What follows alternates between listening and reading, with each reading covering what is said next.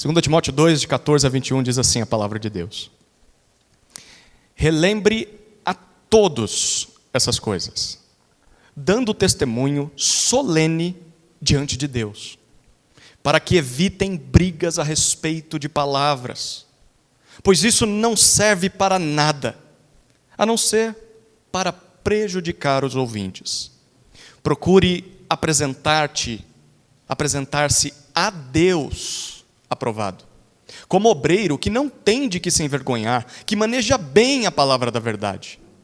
Evite igualmente os falatórios inúteis e profanos, pois os que se entregam a isso avançarão cada vez mais na impiedade. Além disso, a linguagem deles corrói como câncer.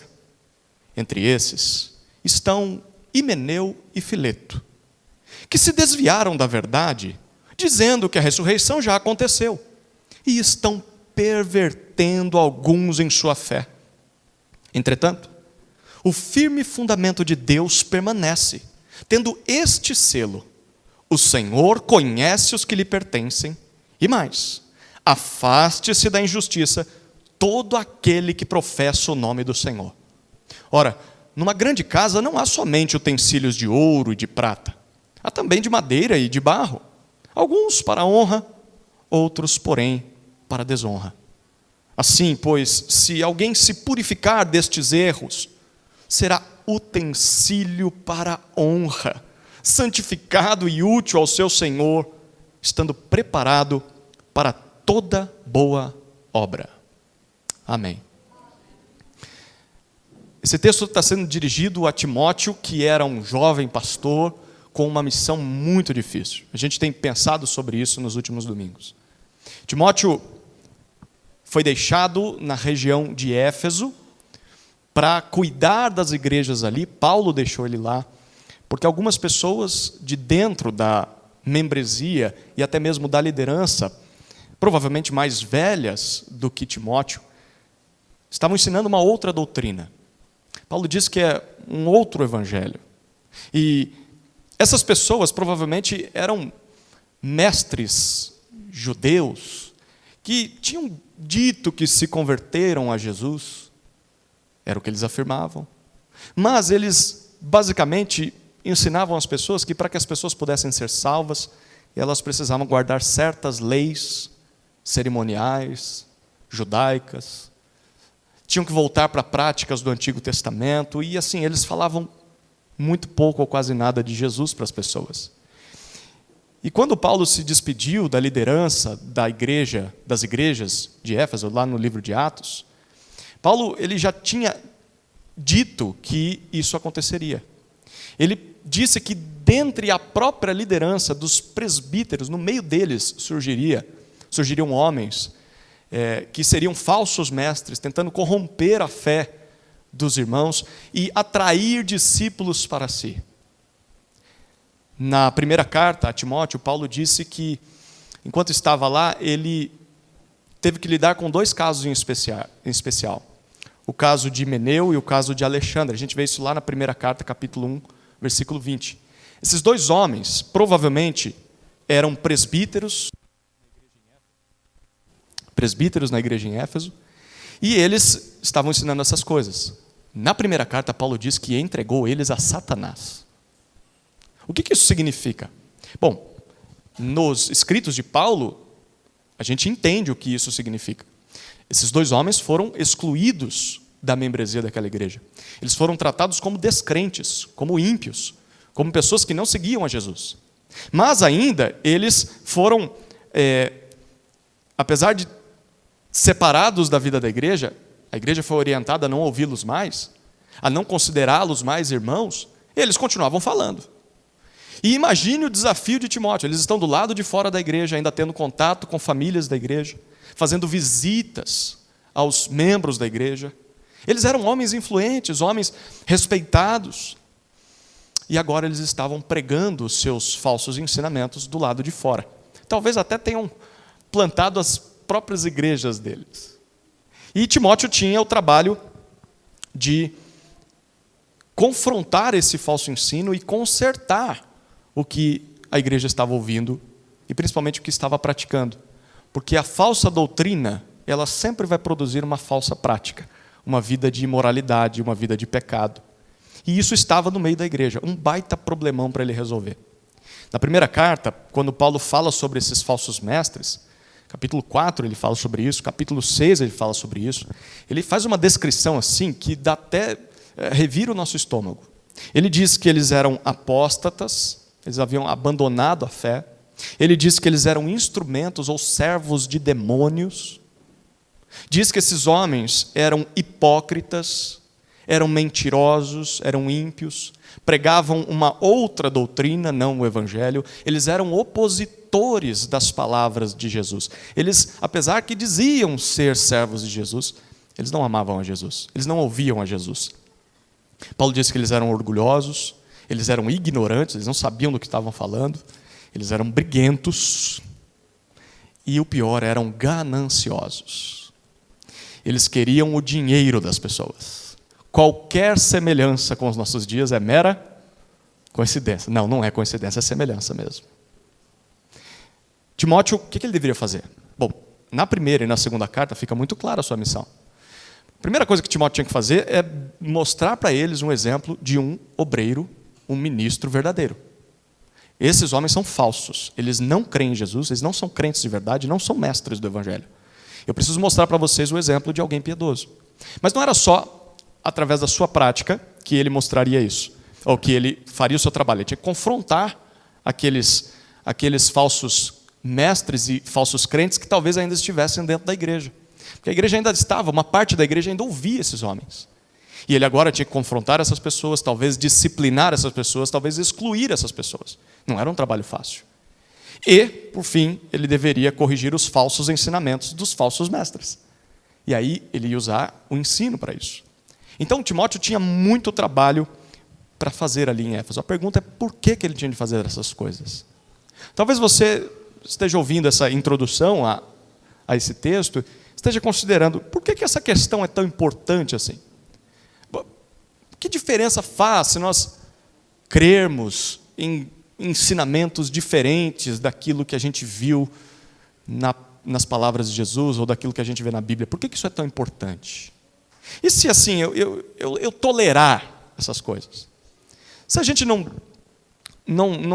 levar isso tão a sério assim, será que a gente precisa se separar de pessoas, precisa tirar pessoas do nosso meio só por questões doutrinárias? Por que isso é tão importante? Qual que é o efeito de um falso evangelho no meio da igreja? Quais os problemas que isso gera? O que pode acontecer com uma igreja que não toma nenhuma atitude diante de falsos mestres e diante do falso ensino desses falsos mestres? O que acontece com uma igreja que simplesmente permite que pessoas com um falso evangelho e uma vida ímpia permaneçam no seio da igreja? O que acontece com essa igreja? É sobre isso que Paulo fala nesse texto. Nesse texto, Paulo fala sobre os deveres de Timóteo, a gente vai ver isso nos versículos 14 a 16, e depois sobre os motivos de cumprir esses deveres, versículos 17 até 21. Então, os deveres, primeira parte, e depois os motivos de cumprir isso. E ao estudar essas palavras, a gente vai perceber por que isso é tão importante. Olhem os deveres de Timóteo. Estão nos versículos 14 até 16, a gente vai lendo aos pouquinhos aqui. Quais são as obrigações de um pastor? Quais são as obrigações de um presbítero, de um líder na igreja? Principalmente para confrontar os falsos mestres e seus falsos ensinos. Pelo menos 3. A primeira obrigação, o primeiro dever, é relembrar o evangelho às pessoas. A relembrar o evangelho às pessoas. Olha o que diz o versículo 14. Relembre a todos essas coisas, dando testemunho solene diante de Deus, para que evitem brigas a respeito de palavras, pois isso não serve para nada, a não ser para prejudicar os ouvintes. Paulo começa esse trecho aqui conectando com o que ele disse anteriormente. A pregação do Anderson no domingo passado finalizou com os versículos 11 a 13. Olhe mais uma vez o que ele disse nos versículos 11 a 13. Fiel é esta palavra. Se já morremos com ele, também viveremos com ele. Se perseveramos, também com ele reinaremos. Se o negamos, ele por sua vez nos negará. Se somos infiéis, ele permanece fiel, pois de maneira nenhuma pode negar a si mesmo. Bom, depois de chamar Timóteo a sofrer pelo Evangelho, foi o começo do capítulo 2, Paulo diz que tudo isso vale a pena, é o que a gente está lendo nesses versículos. Ele diz, Jesus é fiel a si mesmo, e ele um dia nos ressuscitará, mesmo que nós morramos pelo Evangelho, e um dia nós reinaremos com ele para sempre. Então, Timóteo, você precisa lembrar disso, mas não é só você não, seus ouvintes também. É isso que Paulo diz no versículo 14. O que ele diz no versículo 14? Relembre a todos essas coisas. Que coisas? As que ele acabou de dizer. Timóteo, você precisa lembrar os seus ouvintes do Evangelho, daquilo que o Evangelho diz, daquilo que o Evangelho promete. É dever de um pastor, é dever de um líder, é dever de um presbítero relembrar a igreja sobre o Evangelho. A pregação não pode fugir disso. Por mais que pareça repetitivo, todo domingo, falar de Cristo, todo domingo, apontar para a Bíblia, esse é o trabalho de um pastor. São os deveres de um presbítero. Ao mesmo tempo, é necessidade da igreja ouvir essas coisas. Por isso que Timóteo deveria repetir. Eu e você precisamos ouvir o Evangelho, relembrar o Evangelho, porque senão a gente esquece. A gente começa a vir para a igreja só por obrigação, por tradição, porque a gente quer alguma coisa em troca. E aí quando as coisas começam a sair do controle e a gente não recebe aquilo que a gente tem pedido, a gente fica bravo, a gente fica nervoso, a gente começa a olhar para o lado, fica desanimado. Por quê? Porque a gente não está ouvindo o Evangelho. Nós precisamos ouvir o Evangelho. É o Evangelho que nos trouxe até aqui, é o Evangelho que nos sustenta, é pelo Evangelho que nós estamos na igreja de Cristo. Nós precisamos ouvir o Evangelho, valorizar quando o Evangelho é pregado, ouvir com atenção, cuidar de quem prega o Evangelho para nós, incentivá-lo a continuar pregando, porque a gente precisa disso. Como é que Timóteo faria isso? O versículo 14 diz, e Paulo usa uma expressão muito forte aqui, dando testemunho solene diante de Deus. A ideia aqui é que Timóteo estaria pregando o Evangelho às pessoas, mas a sua audiência principal seria o próprio Deus. E ele usa palavras aqui como de um juramento perante um juiz. É como se Deus estivesse na primeira fileira. Hoje as crianças estão aqui na primeira fileira, chamei vocês de crianças, olha que legal.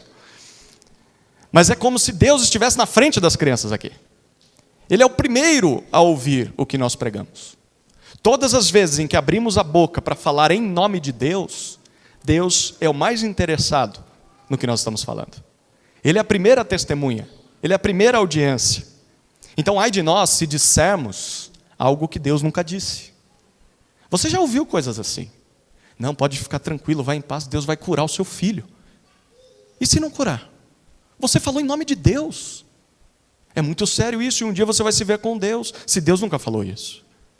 Ao mesmo tempo, diminuir o que Deus disse. Não, pode ficar tranquilo, esse seu comportamento, a Bíblia diz que é pecado, mas olha, os tempos mudaram, Deus hoje diz que tudo bem fazer isso. Você vai se ver com Deus se fizer isso. Porque é diante de Deus que você relembra o Evangelho para as pessoas. E como ouvintes, é isso que a gente deve esperar ouvir, né? A gente deve participar da vida de uma igreja desejando ouvir o Evangelho. É isso que eu quero ouvir. Alguém que prega diante de Deus. Eu não quero ser agradado, não deveria ser essa a sua intenção se você busca a igreja. Ao ouvir uma pregação, você não tem que esperar ser acariciado, ser mimado, tratado assim como um ursinho de pelúcia. Não é isso o que Deus espera que você faça.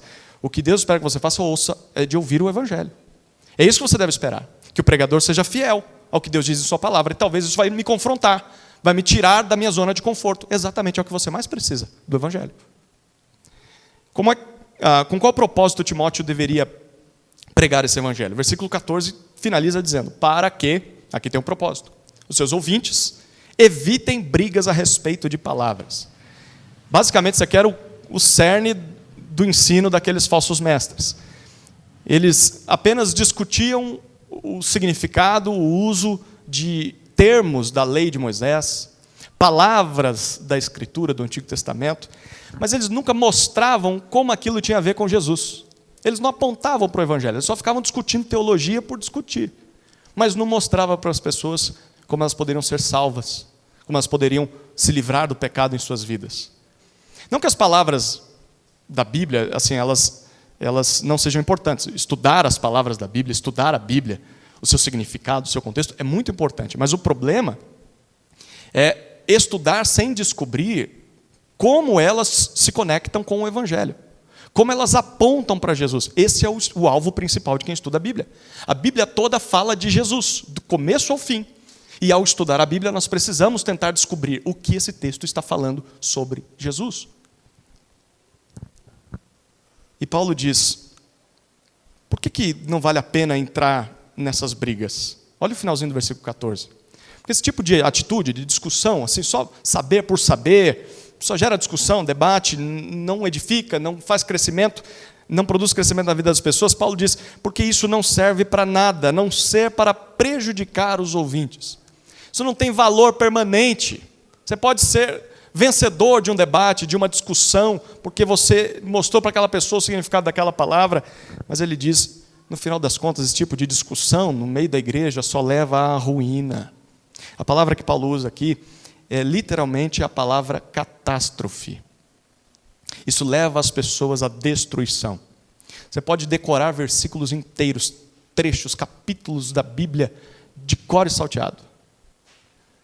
Você pode saber o que ela diz em cada livro, mas se você não considerar o ponto principal da Bíblia, que é o Evangelho, isso vai te levar ao precipício. Alguns se lembram, eu recorrentemente conto essa história. Nós saímos numa época de muito frio para entregar marmitas para moradores de rua aqui de Atibaia. E nós encontramos um rapaz, quem estava aí? Acho que o Rony lembra desse dia aí. A gente encontrou um rapaz lá, ali na linha de reciclagem, ali no Caetetuba, um rapaz que sabia a Bíblia de cor e salteado. Ele ficava decorando aqueles versículos, falava de cor para a gente, vários versículos, todos desconectados, não tinha nada a ver. E ele citava, afirmando como se ele fosse crente e nós estivéssemos errados ao pregar o Evangelho para ele. Você pode conhecer a Bíblia, você pode decorar a Bíblia, mas se você não fizer a conexão com o Evangelho e o que isso tem a ver com a sua vida, isso vai te levar para a ruína. Como Paulo diz, vai te levar para a catástrofe. É por isso que você precisa fazer parte de uma igreja que prega o Evangelho. Espero que é por isso que você esteja nessa igreja.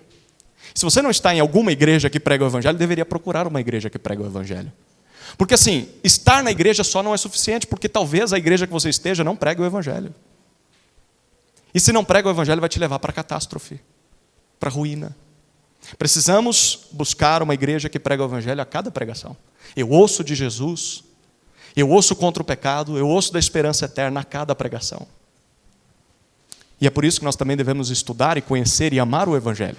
Nós precisamos ler a palavra procurando Jesus em cada passagem. Ao mesmo tempo, nós também precisamos valorizar o ouvir esse Evangelho, para que a gente não seja enganado pelo falso Evangelho. Bom, esse é o primeiro dever de Timóteo, relembrar o Evangelho às pessoas. Mas tem um segundo dever que está no versículo 15, um dos versículos que eu mais gosto na Bíblia. Olha o que diz o versículo 15. Procure apresentar-se a Deus aprovado, como obreiro que não tem de que se envergonhar, que maneja bem a palavra da verdade. O segundo dever de Timóteo era procurar a aprovação de Deus. A aprovação de Deus. Paulo agora utiliza a imagem de um obreiro. O que é um obreiro? É um trabalhador. E ele está dizendo que o pastor, o presbítero, é um obreiro. Pense um pouquinho comigo aqui. Você está precisando construir a sua casa. Para construir uma casa é baratinho, não é? Hã? Não é, né? Alguma coisa feita com muito planejamento, é um dinheiro alto. Ou vamos considerar, talvez você não vai construir uma casa, mas você percebeu que os seus móveis precisam de uma repaginada. Você quer fazer uma cozinha planejada. Olha, chique também, caríssimo também, né? Aí o que você vai fazer para ter ou a casa dos sonhos, valorizando cada real que você economizou, ou a cozinha planejada? Você vai contratar um profissional, um especialista na área, não é? Vai buscar referência, vai descobrir se ele sabe mesmo trabalhar, se ele é honesto, se ele vai terminar o trabalho que ele vai começar. Bom, mas o que aconteceria se você, sem conhecimento ou preparo nenhum, pegasse nas ferramentas e começasse a montar a sua própria casa? Eu provavelmente nós acabaríamos morando na rua, se dependesse de mim, construir a minha casa. A cozinha planejada provavelmente seria uma bela de uma gambiarra, né? O que aconteceria se você, que não tem preparo, talvez você seja da área, aí você está livre dessa. Mas, de modo geral, no final do trabalho, as pessoas olhariam para o nosso trabalho e o que elas diriam? Mas que vergonha, você prometeu tudo e entregou nada. Nós passaríamos vergonha, não passaríamos? Com certeza teria um belo processo para responder aí, se nós fôssemos contratados para fazer um trabalho desse sem saber o que estamos fazendo. O que Paulo está dizendo aqui é que um obreiro que não tem do que se envergonhar é um trabalhador que sabe o que está fazendo. É da área dele. Ele é especialista nisso. Ele se afadiga nisso. Ele se dedica a isso. Ele não é um inexperiente, ele não é um ignorante, ele começou a fazer agora do nada. Tem muita gente que diz que se converteu, no dia seguinte já está pregando, já está assumindo igreja. Você confiaria? Um pedreiro que aprendeu agora o ofício, confiaria a tua casa, a construção da tua casa, a essa pessoa? É isso que Paulo está dizendo. Um obreiro que não tem do que se envergonhar não é alguém ignorante ou inexperiente, é alguém bem-sucedido no seu trabalho. Ele entrega aquilo que ele promete. Bom, como é que alguém pode se tornar um obreiro excelente no serviço a Deus? Paulo diz no versículo 15, é necessário procurar, com máximo esforço, empenho, se apresentar a Deus aprovado. Aprovado vem do termo grego dokimos. Tem até um livreto da Nutra Publicações, já não é mais publicado, mas o título do livro era Dokimos. O que significa dokimos? Traz a ideia de algo que foi testado, foi colocado à prova e que passou no teste. Depois de uma grande pressão, uma alta análise, foi considerado puro, genuíno, limpo, bom, útil, agradável. Era isso que se fazia, por exemplo, quando se achava o que parecia ser ouro. Colocava isso sobre alta temperatura, se derretesse era ouro. Se não derretesse era impureza ou ouro de tolo. Então você separava o lixo daquilo que era ouro. E o que Paulo está dizendo é isso. Timóteo, se esforce para ser colocado à prova, testado e depois do teste ser aprovado. Pelas pessoas, é isso que o texto diz? Por Deus. Procura apresentar-se aprovado a Deus, mais do que qualquer outra coisa. No final das contas, é a opinião de Deus que mais importa, não a opinião das pessoas. Se a gente quiser agradar a Deus, o nosso trabalho deve ser pregar o Evangelho com fidelidade, mesmo que as pessoas nos odeiem. É difícil fazer isso, mas nós estamos buscando agradar a Deus. Se o Evangelho tiver de confrontá-las, dizer que elas estão erradas, de que o caminho que elas estão seguindo vai dar em catástrofe, de que elas não deveriam fazer essas coisas, por mais que nós temos de lidar com a cara fechada e feia, ou as costas das pessoas, porque elas viraram as costas para nós, temos de fazer isso, porque estamos buscando ser fiéis a Deus. Mas também tem um outro lado, porque não é só a rejeição das pessoas. Muitas vezes a gente recebe o amor das pessoas também. E aí, o amor das pessoas pode fazer com que a gente mude a mensagem. Por quê?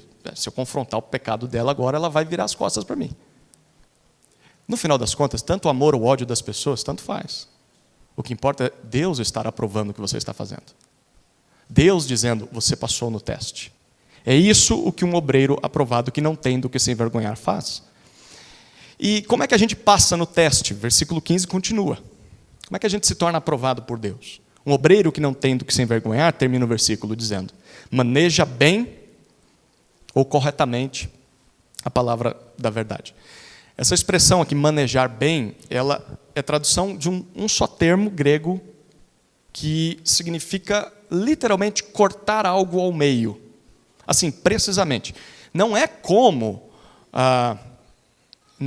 você pegar uma faca de cozinha e tentar abrir, uma faca daquelas bem ceguinhas, sabe? E tentar abrir ou fatiar uma sobrecoxa. Já tentou desossar ali com uma faquinha ruim? É quase impossível, não é? Não é isso. Vai ficar tudo dilacerado, tudo mal feito. O que Paulo está dizendo aqui é o corte como de um cirurgião com bisturi, que corta precisamente e sabe onde vai chegar, sem fazer bagunça. Pense num guia turístico, alguém que você contrata para te levar numa praia assim, deserta, maravilhosa, linda, só que tem que passar por meio de uma mata. E não tem trilha lá. Então você confia naquele guia, de que ele vai abrir o caminho para você, o caminho necessário para você chegar na praia. E Paulo está dizendo isso. Um obreiro que não tem do que se envergonhar, ele abre a mata da floresta, da palavra de Deus, para te levar até Jesus, o coração da praia. Isso é que um obreiro aprovado faz. É isso que nos torna aprovados. Sermos capazes de abrir a Bíblia, cirurgicamente, e conduzirmos as pessoas até Jesus através das páginas da Bíblia. Esse deve ser o trabalho de todo pregador. Mas também, ao ouvir pregadores assim, nós devemos aprender a fazer isso com eles. É por isso que a cada domingo nós pregamos expositivamente. O que isso significa? Nós vamos expondo palavra por palavra, versículo por versículo, capítulo por capítulo, porque é assim que você deve ler a sua Bíblia em casa. Trecho após trecho. Ao ouvir uma pregação, você aprende a ler a Bíblia. É isso que um obreiro que não tem do que se envergonhar faz. Terceiro dever de Timóteo. Ele deveria evitar o falso evangelho.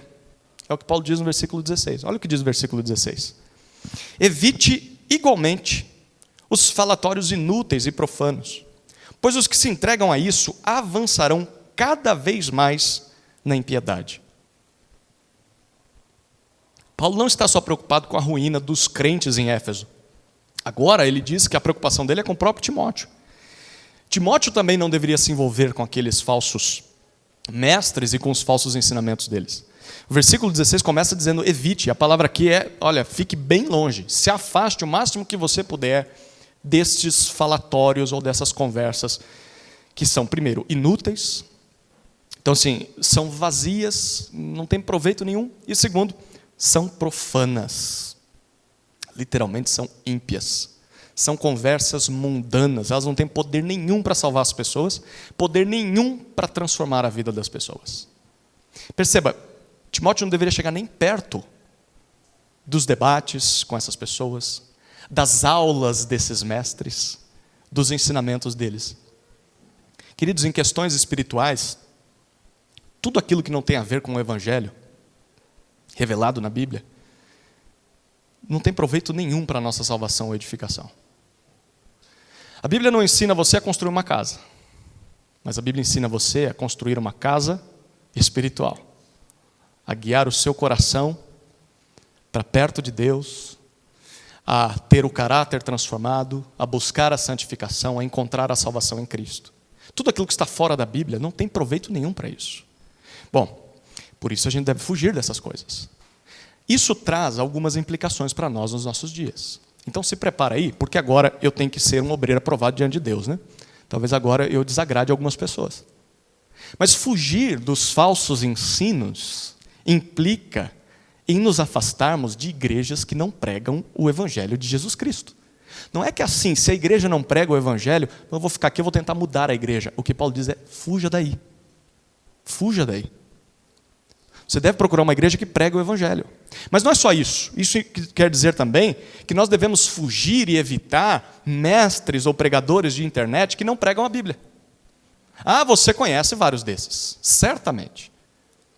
Se não é porque você segue, é porque você já viu alguma propaganda aí nas suas mídias sociais. Sabe aqueles que só tem mensagens açucaradas? Não tem o Evangelho ali. É só aquela pílula para te cativar, para chamar a sua atenção. Eles prometem sucesso para você, prometem prosperidade, vão no SBT e dizem na virada de ano que 2025 é o ano da tua vida. Nunca vi isso na Bíblia. Você viu? Deus dizendo isso para alguém? Mas eles prometem essas coisas, prosperidade, vitória, cura, libertação. Mestres que dizem que você vai encontrar riqueza fácil, que você pode encontrar bem-estar nas palavras deles, que vai encontrar prazer sem muito esforço pela santidade. Basicamente, são pessoas que não condenam o pecado. Uma boa maneira de avaliar um pregador é quantas vezes essa pessoa fala de pecado na sua mensagem. Será que essa palavra aparece? Quantas vezes ele fala de Jesus também? Quantas vezes ele cita ou está estudando o que o texto bíblico está dizendo? Não falam de arrependimento, não apontam para a fé em Jesus, não falam sobre o sofrimento pelo Evangelho. A gente tem que ficar longe dessas pessoas. Mas também significa ficar longe de autores ou professores que ensinam psicologias seculares, terrenas. Sabe, assim que dizem e prometem a cura da alma, das emoções, dos traumas que você tem na sua vida, mas eles prometem isso sem Jesus. Eles não consideram o pecado, eles não consideram que você precisa de redenção, eles não consideram que só Jesus é a nossa salvação, mas eles prometem. E você deve ficar longe disso, porque não tem proveito nenhum, é profano, é mundano, é secular, leva à ruína. Isso implica também fugirmos de músicas e louvores que não apontam para o Evangelho, só apontam para o seu eu. Você é a pessoa mais especial do mundo, só massageiam o nosso ego, nos declaram centro de tudo, mas não se baseiam na Escritura. Evite, fuja. Por que nós devemos fazer isso? O final do versículo 16 diz: pois os que se entregam a isso, o que Paulo diz? Avançarão cada vez mais na impiedade. Impiedade é uma vida longe de Deus, uma vida sem Deus. E esse aqui é o maior perigo do falso evangelho na igreja, ou na sua vida. O falso evangelho nos afasta de Deus. O falso evangelho nos leva para uma vida ímpia.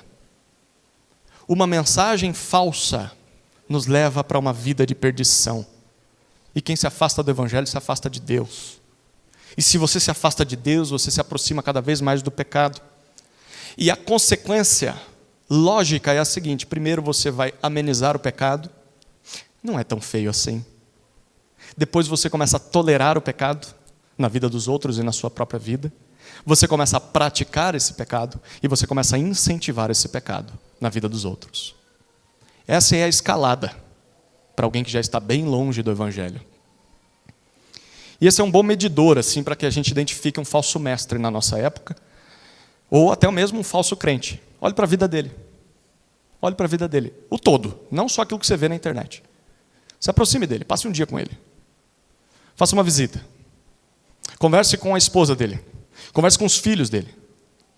Observe para a vida dessa pessoa. Essa vida é piedosa? Se não é piedosa, fuja desse homem.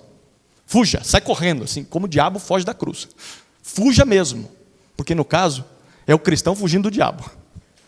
Fuja. Mas se talvez esse versículo descreve você, alguém que assim já não tem tanto problema com o pecado na sua vida, o chamado de Deus para você é se arrependa, porque isso é sinal de perdição. Você está indo para o precipício. Esses eram os deveres de Timóteo. São deveres de todo pastor, todo presbítero. Relembrar o evangelho às pessoas, procurar a aprovação de Deus e evitar o falso evangelho. A próxima parte da mensagem, a segunda parte, é por quê?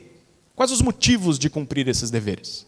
A gente vê isso a partir do versículo 17 até o versículo 21. Dois motivos principais. O primeiro motivo está nos versículos 17 até 19. Quero ler com você aí todos eles, 17 a 19. Além disso, a linguagem deles corrói como câncer. Entre esses estão Himeneu e Fileto, que se desviaram da verdade, dizendo que a ressurreição já aconteceu, e estão pervertendo alguns em sua fé. Entretanto, o firme fundamento de Deus permanece, tendo este selo: o Senhor conhece os que lhe pertencem. E mais, afaste-se da injustiça todo aquele que professa o nome do Senhor.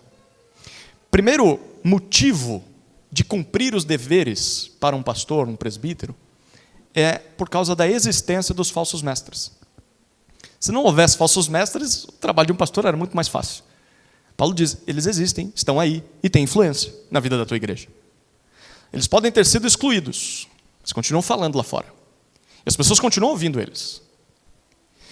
Perceba, no versículo 17, Paulo dá nome aos bois, nome aos hereges. Ele diz que Himeneu e Fileto eram exemplos destes falsos mestres. Himeneu provavelmente é aquele mesmo que ele cita na primeira carta. Fileto a gente não sabe quem é, talvez fosse um outro nome para Alexandre, foi o que foi excluído na primeira carta. Ou um outro falso mestre que também foi excluído, ou talvez ainda estivesse ali na vida da igreja. Paulo diz, sim, tem outros, entre estes estão esses dois, mas tem outros. Mas Paulo diz, Timóteo, você e a igreja precisam saber desses dois caras. É muito impressionante que Paulo cita nominalmente os hereges. Esses homens eram prejudiciais para a saúde espiritual da igreja. A igreja, ouvindo isso, deveria saber, eu não posso ouvir o que esse cara diz. Se ele bater na porta de casa, eu não vou maltratá-lo, mas eu não vou dar atenção à pregação dele, eu não posso fazer isso. Falsos mestres precisam ser citados, precisam ser identificados pela igreja. A congregação precisa saber a quem ela deve evitar. Quem são os falsos mestres? Da nossa região, próximos de nós. Falsos mestres no nosso entorno aqui na cidade. Você sabe quem são? Quem você não deveria ouvir? Mas não é só isso. Quem são os falsos mestres da internet, dos livros? Tem gente que ama best-seller, né? Vira o ano, quer comprar um livro evangélico, né? Devocional, assim. Aí vai naquele que mais vende. Nem sempre o que mais vende é melhor. Tem muito falso mestre publicando livro, ganhando dinheiro, vendendo, e o evangélico comprando isso, achando que só porque fala de Deus é bonito. Você sabe quem são os hereges da nossa época? Você consegue identificar um? Você sabe discernir aqueles que são escrachados? Está na cara. Mas também tem aqueles que são enrustidos, né? Eles se escondem. São lobos em pele de ovelhas. Eles falam bonitinho, parece uma igreja tradicional batista, mas por trás é o inferno, é o demônio ali atrás. Você sabe identificar? Sabe discernir o verdadeiro pregador do evangelho de um falso mestre? Sabe quem você deveria fugir? Ou será que você já está preso nas garras deles? Porque você não sabe discernir mais. Bom, se você tiver dificuldade com isso, me procure mais tarde que eu posso te dar uma lista de falsos mestres. Você achou que eu ia falar aqui, né? Não vou falar aqui. Você tem que se esforçar para descobrir quem são. Como que eram esses falsos mestres? Isso aqui ajuda a gente. No versículo 17 e no versículo 18 ainda, Paulo mostra 3 características daqueles falsos mestres, e se a gente souber disso, a gente consegue identificar os da nossa época. Primeira característica está no versículo 17, na primeira parte. É o ensino destrutivo. Olha o que ele diz no 17. A linguagem deles corrói como câncer. Naquela época, a medicina não era tão avançada como nos dias de hoje. Hoje você consegue mapear assim vários tipos de câncer. Mas para eles tinha uma palavrinha que eles usavam para todo tipo de doença que era alguma inflamação grave que destruía tanto a carne quanto os ossos e podia levar alguém para a morte. A palavra era gangrena. E é essa palavra que Paulo usa aqui. A linguagem deles corrói como a gangrena. É isso que o falso evangelho produz. Na boca dos falsos mestres e na boca de falsos crentes. Ele produz enfermidade de alma. Ele produz corrosão, destruição, até levar a pessoa à morte. Isso é muito sério, queridos. Ouvir um falso evangelho, crer em um falso evangelho, que é uma mentira, vai te levar para o inferno. Mas ele vai te levar para o inferno, assim, com requintes de crueldade. Ele vai te destruindo pouco a pouco. O pecado vai começar a tomar conta da tua vida. Parece alguém com câncer, debilitado, sem cura, sem tratamento. Vai devorando aquela pessoa. Ela está morta em vida. O pecado, antes de levar para o inferno, ele vai te humilhar na frente das pessoas. Isso é o que o falso evangelho vai oferecer para você. O ensino destrutivo. Segunda característica desses falsos mestres está no começo do versículo 18. O desvio da verdade. Eles alegavam que pregavam a verdade, mas Paulo diz, esses homens se desviaram. Olha o que ele diz no 18. Eles se desviaram da verdade, dizendo que a ressurreição já aconteceu. Olha que curioso, eles diziam sobre a ressurreição. mas não aquilo que a Bíblia falava. Eles diziam que ela de alguma forma já tinha acontecido. A ideia aqui é de que quando eles se afastaram do Evangelho de Jesus, eles também se afastaram da verdade. Renunciaram à verdade e começaram a afirmar coisas que Deus nunca disse. E mesmo que a pessoa diga que está falando a verdade, porque assim, se você for procurar um mestre da internet ou de livros, ele nunca vai dizer, eu sou um enviado do capeta, vim aqui para levar você para o inferno. Bom, se ele fizer isso, ele não tem ninguém, a menos que hajam adoradores de Satanás, aí vão seguir esse cara. Mas a maioria das pessoas vai dizer, eu não quero saber. Mas ele vai vender o produto dele como assim, vindo da parte de Deus. Eles falam que o que eles dizem é a verdade, mas quando você compara o que eles dizem com o que a Bíblia diz, você percebe que não tem nada a ver. Não tem evangelho na pregação deles. E se não concorda com a Escritura, aquilo que eles pregam, mesmo sendo vendido como verdade, é mentira, é engano, é erro, é heresia. E tem um detalhe aqui. Segundo o que Paulo está dizendo, esses homens começaram bem. Porque ele diz, eles se desviaram da verdade. Esses homens abraçaram a verdade do Evangelho em algum momento da sua vida, mas com o tempo eles se desviaram. O mais importante, queridos, não é só começar bem. Tem gente que começa muito bem. Eu conheço um pastor que diz assim, quem chega chegando, sai saindo. Né? Chega assim, quer fazer tudo, mudou a vida da água para o vinho. E aí daqui a pouco, do nada, saiu. Voltou para aquela vida de pecado. É melhor a pessoa nem chegar chegando, ela chega assim, você vai empurrando ela, demora até ela pegar fogo e aí ela não apaga mais. Mais importante do que começar bem é terminar bem. É chegar nos últimos dias de vida continuando crendo no Evangelho. Eu não larguei o Evangelho, eu não perdi a minha fé em Jesus, eu continuo crendo no que a Escritura diz, até o último dia da vida. Terceira característica deles, então, eles tinham um ensino destrutivo, eles tinham se desviado da verdade, mas agora Paulo diz que eles desviavam outros. E isso é muito importante. Versículo 18, Paulo diz, eles estão pervertendo alguns em sua fé. Literalmente, eles estão atrapalhando as pessoas. Estão desviando as pessoas do caminho do Evangelho. Não contentes em se afastar, eles querem afastar os outros também. Um falso mestre, ele não vai da noite para o dia dizer, eu não quero mais saber de igreja, eu vou sair daqui. Ele vai fazer um inferno na vida da igreja. Ele vai começar a criticar a liderança, ele vai começar a se colocar contra, vai querer falar, ele vai tumultuar uma assembleia. E assim, não é só porque ele quer que a parede seja de outra cor, a questão é doutrinária. Ele vai começar com insights, assim, provocações na vida da igreja, e ele quer levar pessoas para si. Se ele puder assumir a igreja, melhor ainda. Se ele conseguir a maioria para tirar o pastor, ou a liderança, ou aqueles que ainda querem o Evangelho, melhor ainda para ele, porque aí ele não tem o trabalho de construir nada, já está tudo lá. Mas se ele tiver que ser colocado para fora, ele vai querer arrastar o máximo que ele puder. Um falso mestre sempre vai querer desviar pessoas junto com ele. E Paulo diz, esses homens estão fazendo isso. Lembra do obreiro aprovado, versículo 15? Ele tinha que cortar bem a palavra, a ideia de abrir uma mata para levar você até a praia. O falso mestre, ele também tem um facão na mão. E ele começa a abrir a mata, no começo você fala, nossa, vamos chegar na praia. Só que aí ele vê a trilha que o obreiro aprovado seguiu. Ele fala, gente, vamos fazer o seguinte, eu tenho um atalho.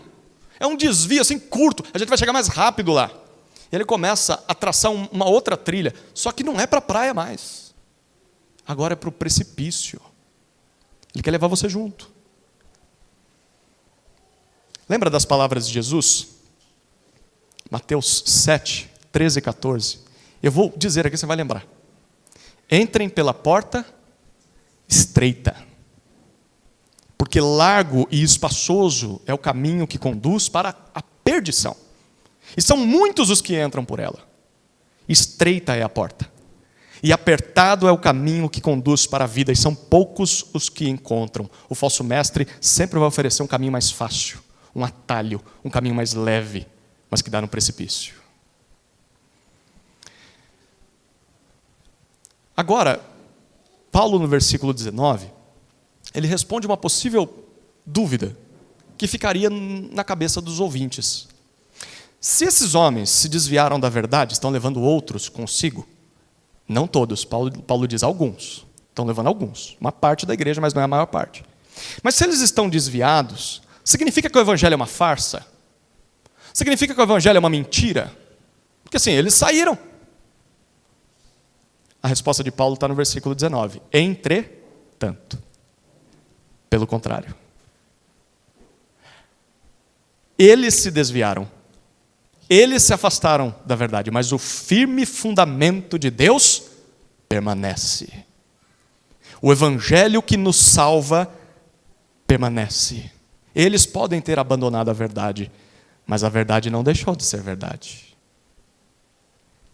Tendo 2 selos, Paulo diz. Em outras palavras, o evangelho continua sendo a verdade e tem 2 marcas que comprovam isso. Quais são as marcas que comprovam que o evangelho é a verdade, mesmo que as pessoas abandonem o evangelho? Se desviem. Primeira marca, primeiro selo.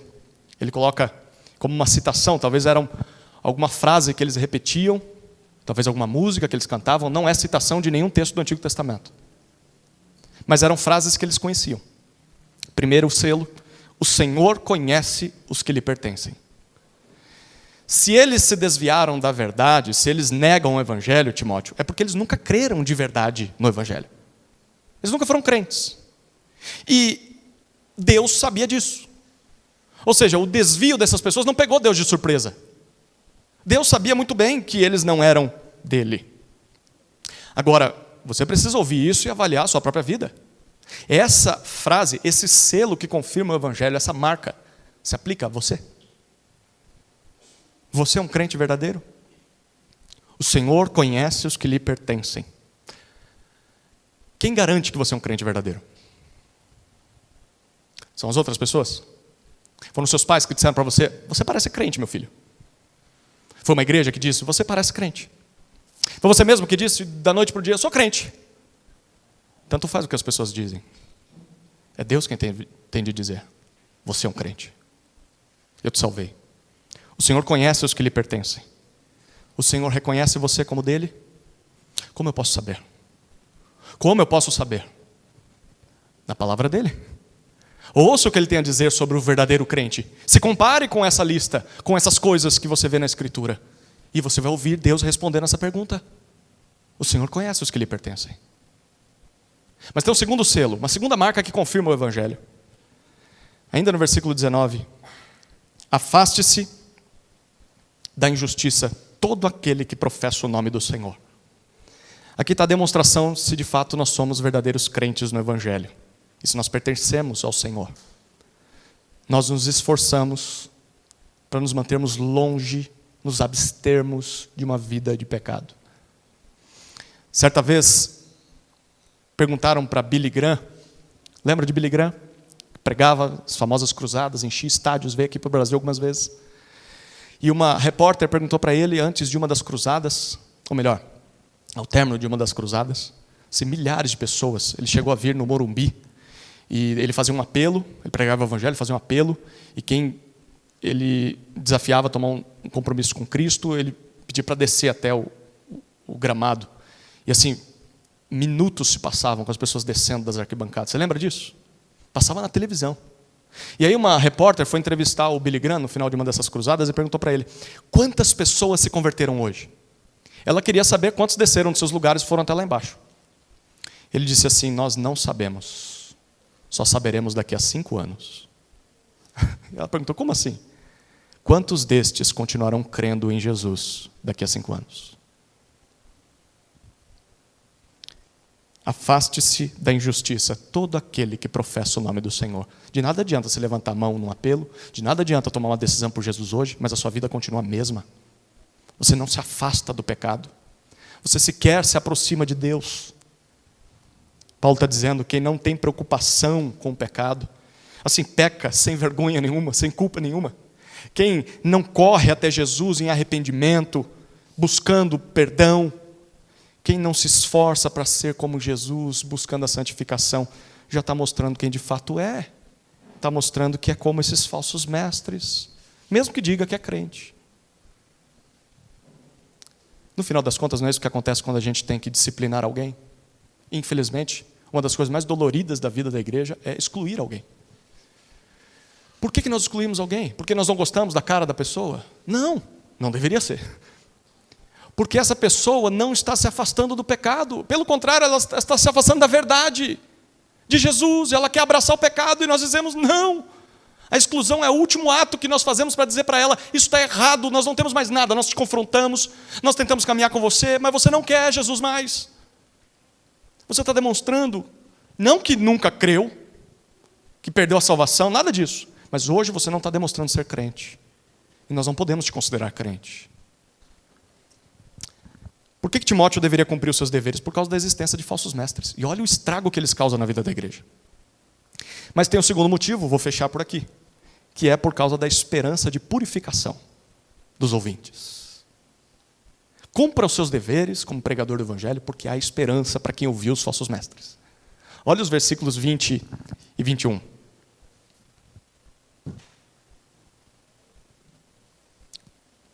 Ora, numa grande casa, não há somente utensílios de ouro e de prata, há também de madeira e de barro. Alguns para honra, outros, porém, para desonra. Assim, pois, se alguém se purificar destes erros, será utensílio para a honra, santificado e útil ao seu Senhor, estando preparado para toda boa obra. Aqui Paulo apresenta uma ilustração, no versículo 20, e depois ele aplica ela no versículo 21. A ilustração é de uma grande casa. Versículo 20. O que há nessa grande casa? Bom, Paulo diz que há todo tipo de utensílio, todo tipo de vaso, literalmente a palavra significa isso. Tem aqueles que são feitos com uma matéria-prima nobre, de ouro, de prata, e tem aqueles que são feitos com coisas mais simples, como madeira e barro. A pergunta é, eles são inúteis? Esses vasos de diferentes materiais são inúteis? Não, todos são úteis. A diferença é que nós usamos os mais nobres para fins honrosos, no caso aqui o de ouro e prata, e aqueles mais simples para fins desonrosos, coisas assim menos nobres, que são os de madeira e barro. Assim, imagine a porcelana. Pegue isso, por exemplo. Você tem assim, a porcelana pode ser usada para fazer um belo vaso. Você vai colocar em cima da sua mesa ali na sala de estar, vai enfeitar a sua sala e você quer que todos que cheguem vejam aquele vaso. Mas, em contrapartida, então isso é um uso honroso da porcelana. E tem uma utilidade. Mas, assim, em contrapartida, a porcelana também pode ser usada para fazer um outro vaso. O vaso sanitário. É feito de porcelana. E aí, é útil também. É útil, a gente precisa disso. Mas, assim, quando alguém visita a tua casa, você não vai... Vamos no meu banheiro, vou te mostrar que lindo é o meu vaso sanitário. A gente não quer mostrar essas coisas para as pessoas. Muito menos quando a gente usa o vaso sanitário. Então, assim, ele é útil, mas tem um fim desonroso, que a gente esconde. Essa é a ilustração. Aí você fica coçando a cabeça. O que isso tem a ver com confrontar falsos mestres e com a vida de santidade, Paulo? Ainda bem que tem a aplicação da ilustração no versículo 21. Paulo diz no 21, se alguém se purificar, se alguém se limpar ou se livrar destes erros. Que erros? De que erros Paulo está falando nesse capítulo, nesse trecho? Do ensino dos falsos mestres e da prática daqueles homens. Se alguém se purificar destes erros resultantes do falso evangelho, se alguém parar de ouvir essas pessoas, e se alguém agora se voltar para a verdade do evangelho, o que vai acontecer com essa pessoa? Paulo diz, será utensílio para a honra, santificado e útil ao seu Senhor, dedicado exclusivamente ao dono da casa. O que Paulo está querendo dizer aqui? Bom, provavelmente é o seguinte, se você um dia creu no evangelho, um dia creu em Jesus, mas por algum motivo acabou dando ouvidos a um falso evangelho. Seja um líder que se levantou na igreja, seja um irmãozinho que apresentou para você um livro ou uma pregação que não tem nada a ver com a Escritura. Você começou a dar ouvidos para isso. E aí, ao ouvir esse falso evangelho, você permitiu que o pecado começasse a entrar na sua vida, se tornasse uma prática comum na sua história. E aí você olha para trás e fala, como foi que eu cheguei até aqui? Onde tudo isso começou? Como eu saio disso? segundo o que Paulo está dizendo, significa que você se tornou inútil para o Senhor da casa. Você creu no Evangelho, você ouviu o falso Evangelho, e você agora permite que o pecado tome conta da tua vida, você se tornou inútil. Inútil. O dono da igreja, Jesus, vai fazer o que com você? Você não serve para nada. Por quê? Porque você não é mais aquele vaso de desonra. Você não é mais aquele desgraçado, perdido no pecado. Não, você foi salvo por Jesus. Um dia Cristo te alcançou. Ele já te transformou, Ele te salvou. Ele te tornou um vaso de honra, mas ainda assim você insiste em viver como um vaso de desonra. Você está vivendo de maneira contrária ao seu chamado, de maneira contrária à sua vocação. Deus te fez um vaso de honra, um vaso de glória a Ele. Jesus não te salvou para você viver escondido de todos, com vergonha da sua prática, com vergonha dos seus pensamentos, com vergonha da sua vida, porque a sua vida é uma expressão do pecado. Você tem medo que as pessoas te percebam, você tem medo que elas descubram quem você é em secreto. Jesus não te salvou para isso, não. Jesus te tirou disso. Jesus pegou um vaso de desonra e o transformou em um vaso de honra. Se você está permitindo o pecado tomar conta da sua vida, não é que você voltou a ser um vaso de desonra, você ainda é um vaso de honra, mas está sujo. Sujo. E Paulo diz, se alguém se purificar, se você se limpar dessa impureza, se você se arrepender dos seus pecados, se você abandonar essa vida, se voltar para Jesus em arrependimento, o texto diz, Ele vai voltar a te colocar no meio da sala, Ele vai voltar a te usar para a honra e glória do nome dEle. Você vai voltar a ser útil nas mãos do seu Senhor, porque você vai ser cada vez mais parecido com Ele. Foi para isso que Ele te salvou. Então há esperança. E é isso que Paulo está dizendo, Timóteo. Timóteo, continue nos seus deveres, porque há esperança. Porque se tem gente nessa igreja que está distante do Evangelho e está longe de Deus, muito perto do pecado, se ele se arrepender, se ele se voltar para a fonte da verdade, ele vai voltar a ser, olha como termina o versículo 21, preparado para toda boa obra. Saiba disso, se você pertence ao Senhor, Deus não desiste da sua vida. Ele não desiste. E Ele vai atrás de você. Ele vai atrás de você. E talvez o ir atrás de você foi te trazer até aqui hoje, para dizer para você, purifique-se, eu ainda quero te usar. Eu quero te usar. Eu te salvei para ser um vaso de honra. Basta você se dispor. Me permita purificar você desses erros. Me permita te tirar dessa vida. Ainda tem muito trabalho a ser feito.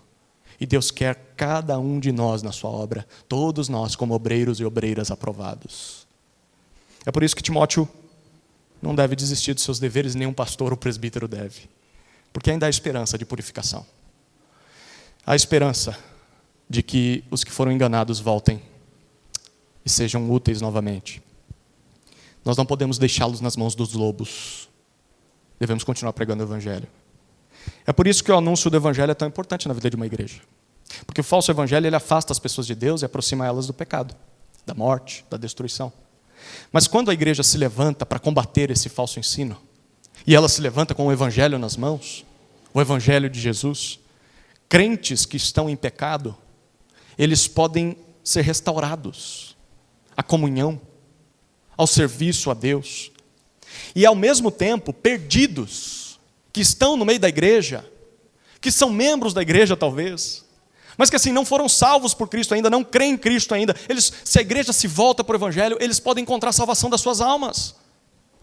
É por isso que a igreja precisa manter o Evangelho na sua boca e na sua prática todo o tempo, porque há esperança.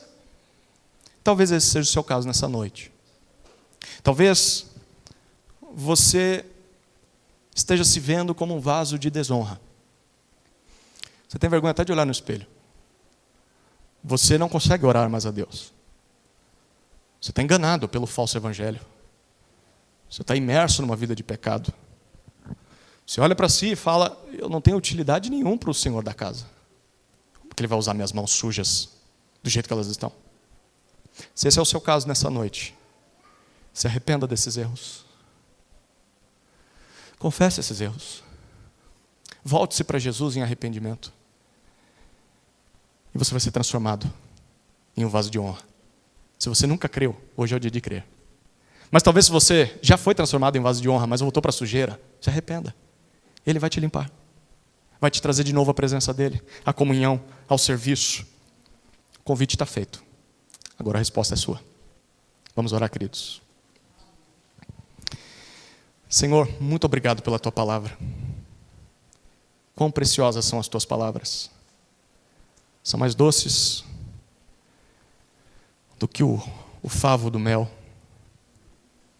São mais preciosas do que o ouro mais puro, porque penetram no íntimo do nosso ser, revelam quem nós somos, transformam quem nós somos. E tuas palavras nos capacitam a servir ao Senhor. Obrigado por isso. Que hoje tenha sido uma noite de redenção para toda a tua igreja. Que o Senhor seja glorificado na vida de cada um destes que aqui estão, como vasos de honra, úteis nas mãos de seu Senhor. Que o Evangelho nunca se afaste dessa igreja, Senhor. E que essa igreja nunca se afaste do Evangelho, para ser uma bandeira do Evangelho a esse mundo perdido. E oramos para que nunca nos afastemos individualmente deste Evangelho. Em nome de Jesus oramos. Amém.